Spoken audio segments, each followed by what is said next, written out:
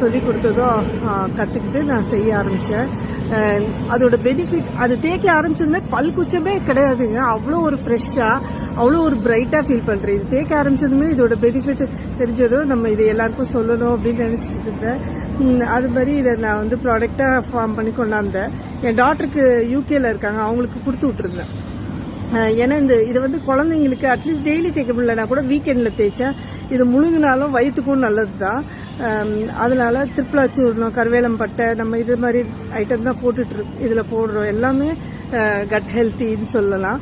So அவங்க வந்து அதை தேய்ச்சிட்டு அம்மா இது வாஷ் பேசின்லாம் கரையாகுதுமா அப்படின்னு சொல்லி எடுத்து வச்சிட்டாங்க. ஸோ அதுக்கப்புறம் இப்போ ரீசெண்டாக அவங்களுக்கு வந்து பயங்கரமாக சொத்தை வந்து ஒரே துடிச்சிட்டாங்க.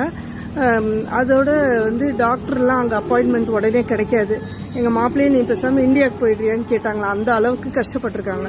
ஸோ அப்புறமேல அவங்க என்ன பண்ணாங்க, கூகுள் பண்ணி பார்த்துட்டு அந்த வலிக்கு ஒரு ஜெல்லு வாங்கி வச்சுட்டு இந்த பல்பொடியை காலையிலையும் நைட்டும் தேய்ச்சி 10 நாளில் அது சொத்தை கிளியர் ஆயிடுச்சு.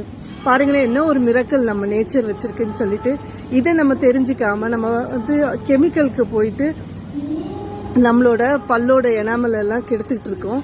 ஸோ இந்த பல் கூச்சம் இருக்குது, பல் சொத்தை இருக்குன்னா கண்டிப்பாக இந்த பல்பொடியை நீங்கள் ட்ரை பண்ணுங்கள். கொஞ்சம் கொஞ்சமாக நம்ம வந்து பேஸ்ட்டு விட்டு